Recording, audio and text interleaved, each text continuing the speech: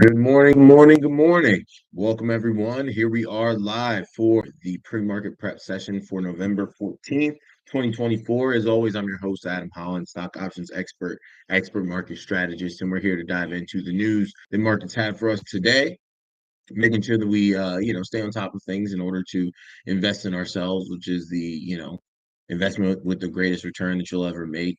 Making sure that we're staying on top of all the news, notes, trade ideas, mindset tips, little price action nuggets that are key to maintaining profitability as well as sanity through these markets.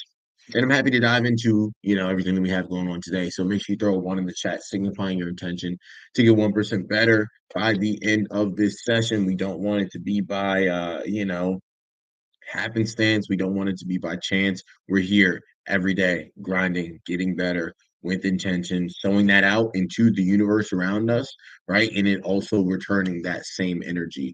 Um, I'm looking to take it to the next level long before 2025 arrives, right? I don't want to go into 25 with a long laundry list of things to do. I want to walk in doing the exact same thing I was doing at the end of 2024, the thing that felt like I was in flow, right? The things that made me feel like I was expressing to the utmost the God that's on the inside of me. So that's what I'm continuing to pursue here and pursue hard. And you can't be perfect. There are going to be days when you're lazy, going to be days when you take time off, going to be days when you might commit or do actions that don't necessarily align with your greatest good or give you a sense of fulfillment. But the key is that those days aren't the majority of days, right? See, you even got Stevie hyped up there in the background. So as long as you make consistency the majority of your days and positivity the majority of your days, then you've got a great life ahead. And we're looking to pave that life for ourselves each and every day. So let's dive into it here. What we got going on this morning, our top news: falling short, led by the US and the EU. The collective West has imposed thousands of sanctions against Russia since its invasion of Ukraine in February 2022. It has led Russia to become the most sanctioned country in the world. And while that has caused considerable damage to parts of its economy, it has overall been resilient, with GDP growth expanding past this past quarter by 3.1% year over year. The restrictions covered thousands of individuals and regime linked people, but the ones that make headlines have been leveled against key entities or sectors, or roping off Russia from supply chains and financial systems. Clashing with reality, there had been expectations that sanctions would expose key vulnerabilities in the Russian economy, but it has proven hard for a country that is self reliant on its food and energy. Stopping the outflow of capital has also boosted domestic investment and prompted the nation to expand its circle of friends, especially with the world's factory and economic powerhouse, China. Russia has additionally found big customers to whom it can export commodities like oil, such as India, which is key for a country that has abundant natural resources. Yeah, India has always been game to do business with Russia and with China. And China has always been game to do business with Russia. So those are three very large countries that have an abundance of resources and frankly don't really need to be involved with the West much in order to prosper. Don't forget the shadow economy, which envelops entire industries and sectors. Western goods and replacement parts have been flowing into Russia from third countries, as documented by the exponential increases in imports to Moscow's immediate neighbors.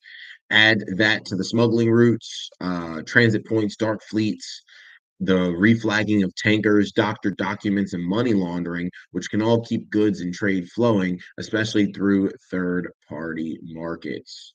Now, the latest, one of the earliest threats leveled against Russia in the early days of the war was aimed at severing its financial ties, including the SWIFT payment system. However, alternatives have surfaced with a plan toward de dollarization, as well as boosting cooperation among the BRICS Economic Organization and the New Development Bank to counter Western institutions. This week, Russia and Iran even formally linked their Mir and Shaitab banking systems, which will make it easier to facilitate trade and conduct transactions. So this is just a story of resilience, right? Um, and I don't say that in like a proud way. I say it in just like a straight up arbitrary black and white way. There are a number of different tools the U.S. and its allies use to wage war against its enemies, and sanctions are one of them. And Russia is finding ways around those sanctions. Dark fleets, right? Those might be tons of terms that you're not aware of. Could be fun to research, right? Smuggling routes, dark fleets, reflagging of tankers. I know all that stuff just from watching TV. But there are a lot of different ways you can get around official trade, and there are plenty of people that are also willing to trade with Russia. So it's difficult in that all of these different ways that we kind of utilize to punish our adversaries, like do they actually punish them in the long run is the question that like people argue about. It's like the same thing with Trump and these tariffs that he's going to levy. Like, do those tariffs help the situation in the long run or not? There are a lot of things that we choose to do that we can't. It's all a matter of opinion whether or not those things help the situation, and it matters how you measure what help means. So this is kind of just an update on the fact that Russia has, allies, and they have means of circumventing these measures that we put in place, and that's really what's allowed them to be able to conduct this war for as long as they have, as opposed to crumbling under the sanctions like I feel like a lot of people thought that they would. In terms of today's markets in Asia, Japan down 0.5%, Hong Kong down 2%, China down 1.7, India down 0.1, the FTSE in London up 0.4, Paris up 1%, Frankfurt up 1.4%, the Dow up 0.1, S&P up 0.1, Nasdaq up 0.1. I do not know if that is still the case. Um, we might open flat. Like we might open exactly in the area that we closed yesterday. So, that point one is kind of negligent. Gold down 1.4%, Bitcoin up 3.7% to $91,049, right in line with expectations. Today's economic calendar, you got Kugler speaking at 7 a.m., already spoke. Initial jobless claims at 8:30. Barkin speaking at 9 a.m. Jerome Powell speaks at 3 p.m. about economic outlook. So Powell being one at 3 p.m. will be significant, right? We have no idea what that could look like. I'm not sure if it's a pre-prepared speech or if he is doing this off the cuff. I'm not sure if he will take questions. All of those different variables play a role when you talk about the effect that Powell can have on price action when he speaks. So by price action, I just mean how stocks move. So all those different variables are ones that you have to take into account. So if you want to take the time to do some research whenever you see Powell speaking, right? When you talk about like, oh, what research can I do to actually help me get an edge? Find out if he is giving a speech, if he is doing Q&A, if it is an interview, right? An interview allows for more volatility because people can ask questions, and the way that he answers questions maybe slips up, gives too much information, something like that. Typically, a speech isn't going to change things very much because the speech is pre-prepared, and he's going to make sure that he is sort of vague unless he wants to get a point across and he wants to move markets. And then obviously a Q&A session is important because just like I said with the interview, being asked questions and having to answer on the fly. People can ask questions that, kind of shed light on certain areas. So you kind of, if you want volatility, then you want him to be asked questions or you want it to be live. But typically, if he's just giving a speech, that's not something that we care as much about. If it's just a pre-prepared speech and no questions. So those right there were just tons of nuggets, right, that you can take forward and utilize whenever Powell is speaking. And now here we'll wrap it up with our rapid fire stock news rundown. Bitcoin blast past 90K as Trump fueled rally rages on. Fed's Kashkari, once a Bitcoin skeptic, will now have an open mind. Buy now, pay later. Klarna confidently files for U.S. IPO. Greenlight's Einhorn pitches an industrial stock as a new long. Amazon rolls out new Hall store to rival Temu and Shein. 7-Eleven considers going private to fend off foreign takeover. Frontier, ticker FYBR, gains as investors clear deal with Verizon. Supermicrocomputer, ticker SMCI, continues to slide after delaying 10Q. Republicans secure government trifecta after retaining House majority. So they got the hat trick, the clean sweep. So, everybody wanted this major change, and we'll see what that change ends up bringing about over the course of the next 4 years. I'll maintain the message that I've always maintained. Just like I said previously, there's God inside of each and every one of us, right? And we were all sent here with the tools necessary in order to succeed, no matter what this world looks like.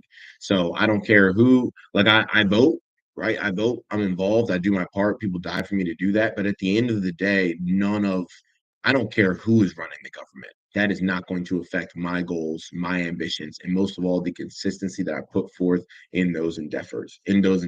So I don't care about, oh, Republicans run it, Democrats run it. That doesn't change the fact that my game plan remains the same. Get 1% better daily.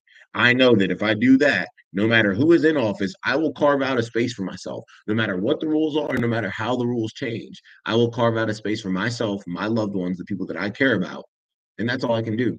Control what you can control. Don't worry about who runs the House and the Senate and this and that. Control what you can control and move forward in that vein. Fight for what you want to fight for, right? Use their game against them. If you want to make change, go out, use the rules that are in place, make money, affect the change that you want to happen, right? Using those dollars. They run the world. So if you go out and you utilize your money to make more money, and then you want to do that in order to get people the care that you think they deserve, or get people the access or the education, all of those things, right? Do what you can do on that front, but that is what you can control. All this other stuff, right? You call into your politicians, and you vote and you do your part, but I'm not going to stress out over things I can't control, and you shouldn't either, right? Let's be happy and excited about the fact that we've got a whole new set of opportunities today to close the gap between where we are and where we want to be.